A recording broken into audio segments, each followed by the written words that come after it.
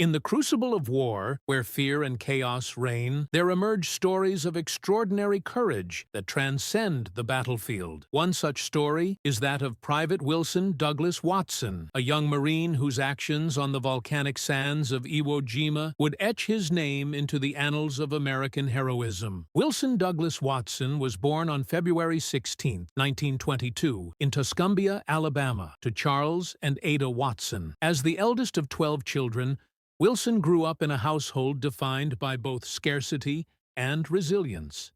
His parents, hard-working sharecroppers, instilled in their children the values of discipline, responsibility, and a steadfast work ethic. From a young age, Wilson was expected to help care for his younger siblings, work in the fields, and contribute to the family's survival, shaping his sense of duty and perseverance. Life in the rural South during the 1920s and 1930s was far from easy. Wilson experienced the hardships of the Great Depression firsthand. Resources were limited, and every meal and item of clothing came at a cost of hard labor. Yet, it was in this environment of adversity that Watson developed his toughness, learning to endure discomfort and hardship without complaint. At the age of 5, Wilson's family relocated to Little Rock, Arkansas, in search of better economic opportunities. In Little Rock, he continued his education, attending local schools where he completed 7 years of grade school. Though formal schooling was limited, Wilson demonstrated a keen intellect and natural curiosity. He often helped his siblings with reading and basic arithmetic, assuming a leadership role in the family even before he was a teenager. Outside of school, Wilson found solace and freedom in the outdoors. He spent hours exploring the countryside, hunting small game, fishing, and learning skills that would later serve him in the jungles and volcanic terrain of the Pacific. These formative experiences fostered a deep connection to nature, self-reliance, and practical problem-solving, qualities that would become hallmarks of his military career. By his late teens, Wilson had already developed a reputation among his peers as a reliable, disciplined, and courageous young man. He worked alongside his father in the fields, mending fences, plowing the land, and learning the value of perseverance. Despite the exhaustion of long days of labor, he remained committed to his family, often carrying heavy responsibilities without complaint. In August 1942, at the age of 20, Wilson Douglas Watson enlisted in the United States Marine Corps Reserve in Little Rock, Arkansas. The world was engulfed in global conflict, and Watson felt a profound duty to serve his country. His decision to enlist reflected both a personal sense of honor and the patriotic spirit sweeping through America after the attack on Pearl Harbor. Friends and family remember him as calm, thoughtful, and determined, qualities that would serve him well in the most harrowing moments of combat. After enlisting, Watson was sent to the Marine Corps Recruit Depot in San Diego, California, where he faced the grueling regimen of basic training. Here, the farm boy from Arkansas underwent a transformation, learning the discipline, skills, and mental toughness that would define him as a Marine. He excelled in marksmanship, physical endurance, and small unit tactics, earning the respect of his instructors and fellow recruits. Watson's early life, shaped by family responsibility, rural hardship, and unyielding determination, laid the foundation for his extraordinary courage on Iwo Jima. The lessons he learned in fields and forests, combined with his disciplined upbringing, would prepare him to face one of the most intense battles in Marine Corps history. Iwo Jima, a small volcanic island just 750 miles south of Tokyo, held immense strategic importance for both the United States and Imperial Japan. For the Americans, capturing Iwo Jima would provide a crucial base for fighter escorts, bombers, and emergency landings of damaged aircraft returning from bombing raids over Japan. For the Japanese, the island represented a vital outpost to defend the home islands and to inflict maximum casualties on the advancing Allies. The island itself was a harsh and unforgiving landscape. Its black volcanic sand, rugged ridges, and steep slopes made movement treacherous, while dense networks of caves, bunkers, and pillboxes allowed Japanese defenders to dominate the terrain. At the center of this network was Mount Suribachi, a dormant volcano rising 556 feet above the island's southern tip, serving as both an observation post and a formidable stronghold. The northern and central parts of the island, including ridges like Hill 382, were similarly fortified with interlocking fields of fire and hidden artillery emplacements. Each hill and ridge was a fortress unto itself. The Japanese defenders, under Lieutenant General Tadamaki Kuribayashi, had spent months transforming the island into an almost impregnable defensive position. Rather than engaging in futile beach defenses, Kuribayashi's strategy focused on drawing American forces inland, where they could be ambushed by hidden machine guns, mortars, and snipers. Underground tunnels interconnected strongpoints across the island, allowing Japanese troops to move unseen and strike with deadly precision. This strategy would turn every advance into a bloody and uncertain endeavor. On February 19, 1945, the U.S. 3rd, 4th, and 5th Marine Divisions commenced the amphibious assault on Iwo Jima. Landing under the cover of naval bombardment and air strikes, the Marines faced immediate and intense resistance. The volcanic sand slowed movement and absorbed the impact of explosives, while Japanese forces fired relentlessly from fortified positions. Casualties mounted quickly. The air was thick with smoke, dust, and the acrid smell of cordite. Craters and debris created natural obstacles that forced the Marines to advance in small, vulnerable units. By the end of the first week, it was clear that taking Iwo Jima would be far more difficult than anticipated. The Japanese defenders were disciplined, well-equipped, and determined. Small Marine units often found themselves pinned down by concentrated fire from machine guns, snipers, and mortars. Every hill, ridge, and bunker had to be fought for, inch by inch.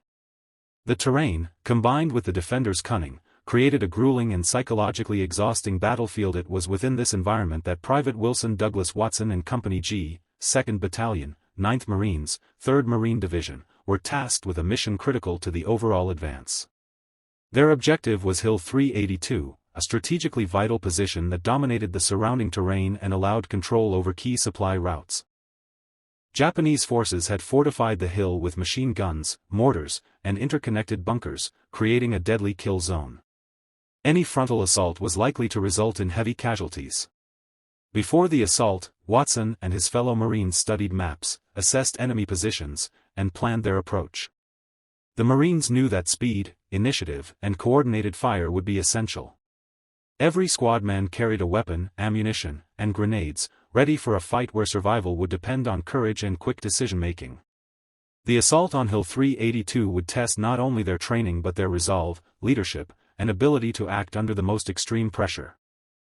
As dawn approached on February 26, 1945, the Marines advanced toward Hill 382 under the cover of artillery. Despite preparatory bombardment, the Japanese defenders remained entrenched. Their machine guns swept the approach, and snipers picked off Marines attempting to take cover in the craters and ridges. Mortar rounds exploded with devastating force, creating an atmosphere of chaos and terror. Visibility was limited, and every step forward carried the threat of instant death. It was in this tense and lethal environment that Wilson Watson's extraordinary valor would emerge. The stage was set. A young Marine, forged by years of hard work, rural resilience, and previous combat experience, would confront a fortified enemy position head-on. The story of Hill 382 would become a defining moment not only in Watson's life but in the history of the Marine Corps, embodying courage, initiative, and the relentless spirit of those who fought on Iwo Jima. On February 26, 1945, Private Wilson Douglas Watson faced one of the most perilous assignments in the Pacific Theater, the assault on Hill 382.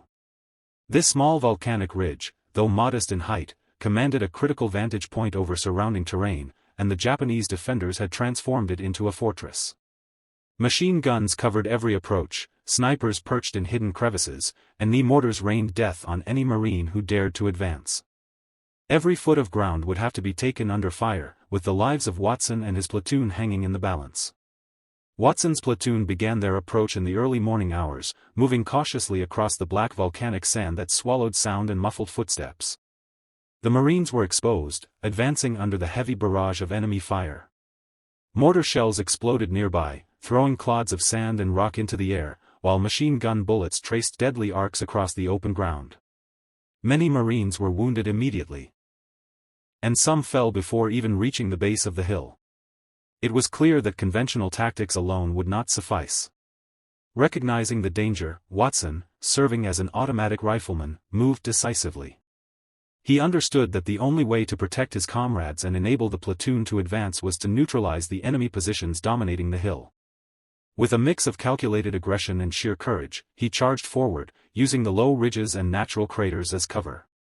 His Browning automatic rifle roared, suppressing enemy fire and drawing attention toward himself, giving his fellow Marines the opportunity to advance more safely. The first major obstacle was a heavily fortified Japanese pillbox, from which machine gun fire tore through the advancing Marines. Without hesitation, Watson approached the emplacement under intense fire, firing into the pillbox's narrow openings. He then threw a grenade directly into the structure, obliterating the position and eliminating the threat. This action alone saved numerous lives, allowing his platoon to continue their assault without the constant suppression from that machine gun. As the platoon pressed toward the hill, they were pinned down at the base by an overwhelming crossfire. Watson realized that momentum was slipping and that hesitation could cost lives. Acting on instinct, he seized the initiative. Without orders, he climbed the steep, jagged slope of Hill 382, fully exposed to enemy fire. Mortars exploded nearby, bullets zipped past, and grenades landed perilously close. Yet Watson pressed on, maintaining his composure and focusing on the task at hand. Maximizing his effectiveness against entrenched positions despite limited ammunition and overwhelming odds.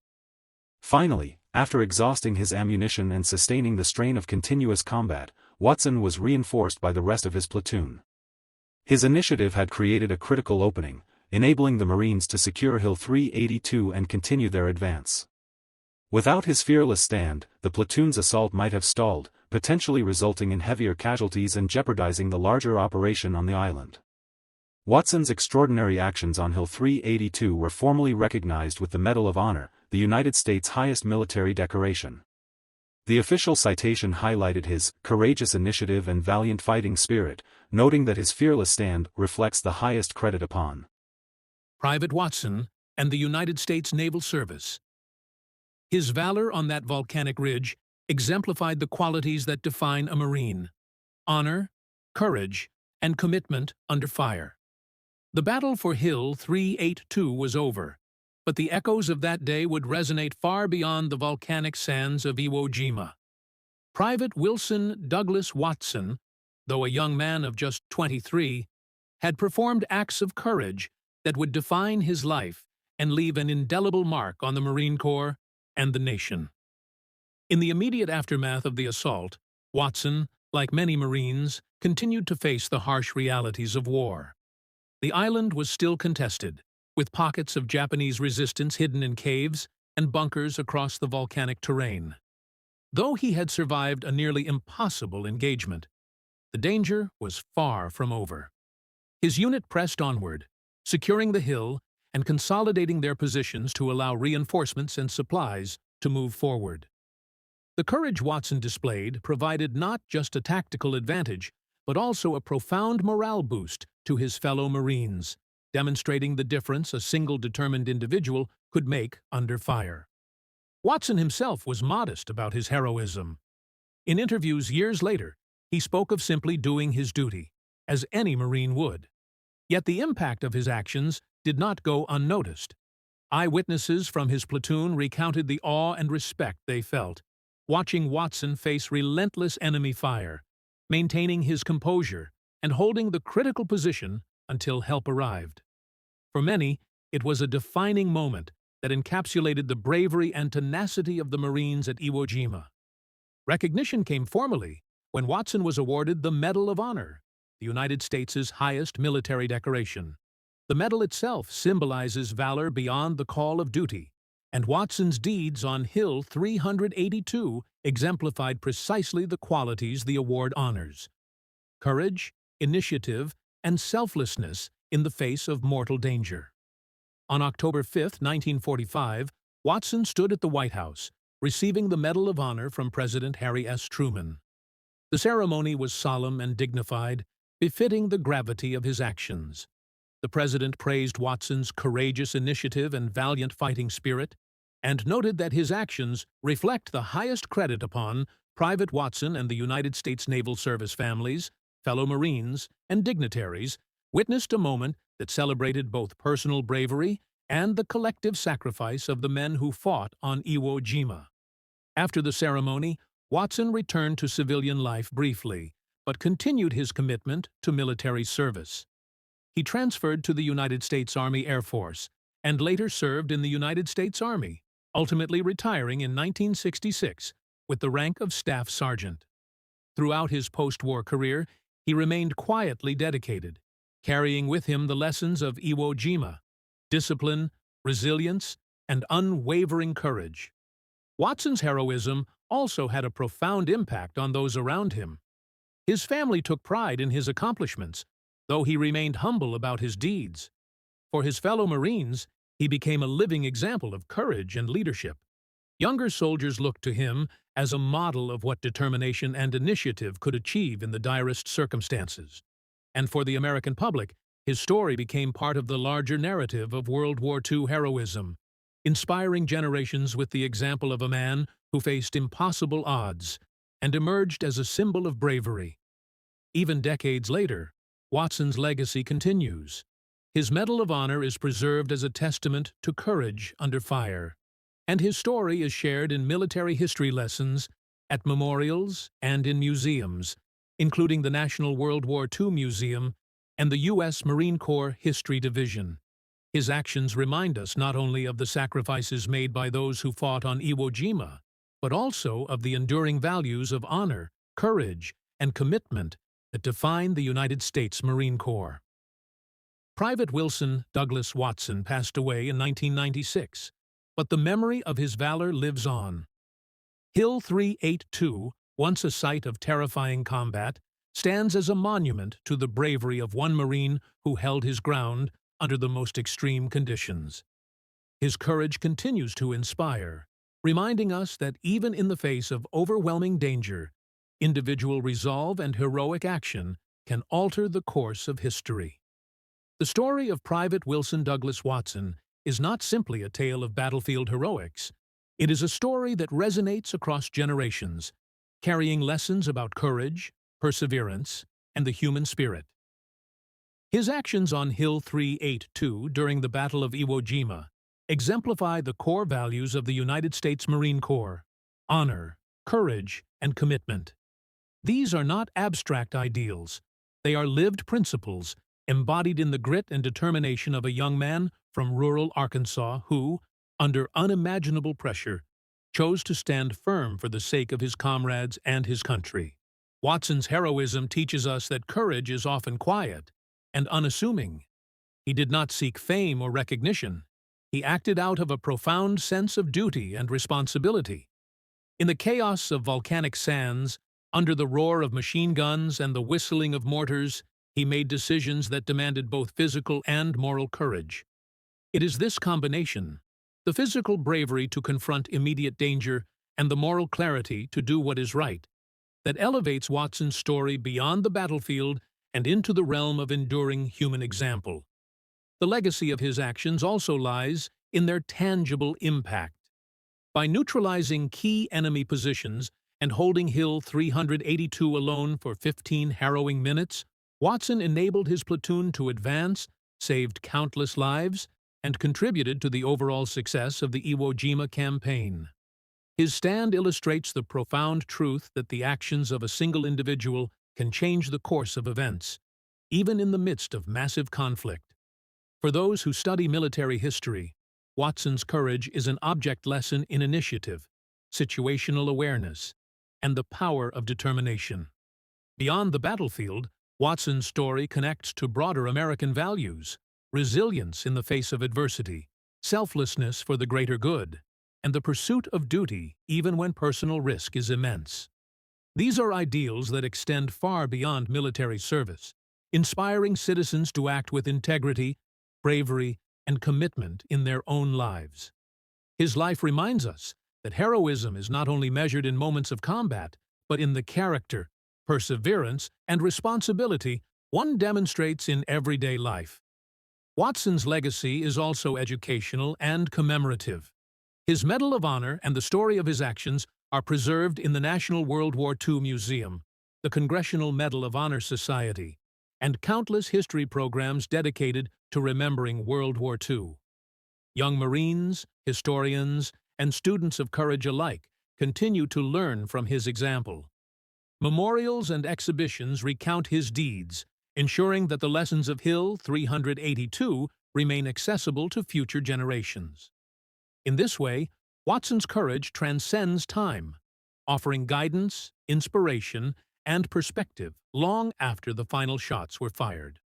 Moreover, Watson's story emphasizes the human dimension of war. It reminds us that behind every military campaign are individuals with families, communities, and aspirations called upon to face extraordinary challenges. His bravery serves as a bridge between history and humanity, connecting modern audiences with the experiences of those who fought in World War II and providing a window into the courage, fear, and resolve that defined the greatest generation.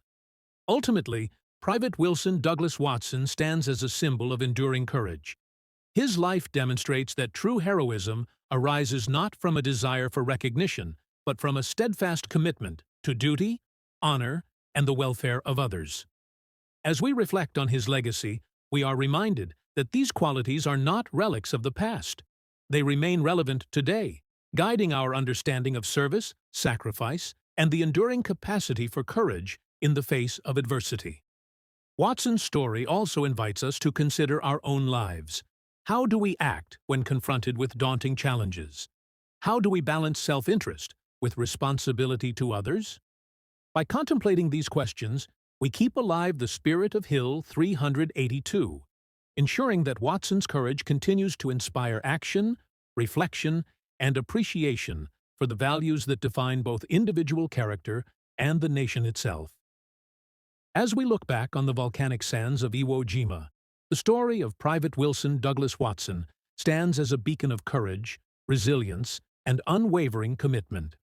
A young man from rural Arkansas, shaped by hardship, family responsibility, and quiet determination, rose to meet one of the most daunting challenges of World War II.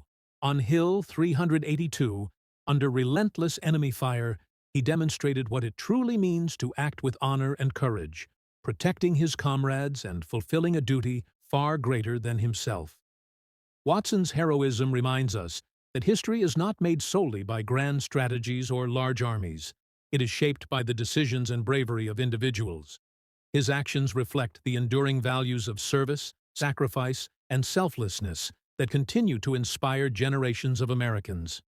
They also offer a timeless lesson that even in the darkest, most chaotic moments, determination and courage can make a profound difference. As we honor his memory, we are invited to reflect on our own lives, how we confront challenges, how we act in service to others, and how we carry forward the legacy of those who came before us. In remembering Private Watson, we pay tribute not only to his extraordinary heroism, but also to the countless men and women who fought, suffered, and persevered in defense of freedom during World War II. Let this story serve as a reminder that courage is both a choice and a responsibility. Though decades have passed since the battle on Iwo Jima, the spirit of those who served endures. The hills, bunkers, and sands may now be silent, but the lessons of heroism, honor, and sacrifice remain vivid, echoing across time and place. We honor Wilson Douglas Watson, not just as a Marine, not just as a Medal of Honor recipient, but as a symbol of the best of human courage. May his story continue to inspire, educate, and remind us all of the extraordinary capacity of ordinary individuals to rise to moments of greatness. Thank you for joining us in remembering his legacy. May we carry forward the courage and dedication exemplified on Hill 382, keeping the memory of those who fought alive in our hearts and actions.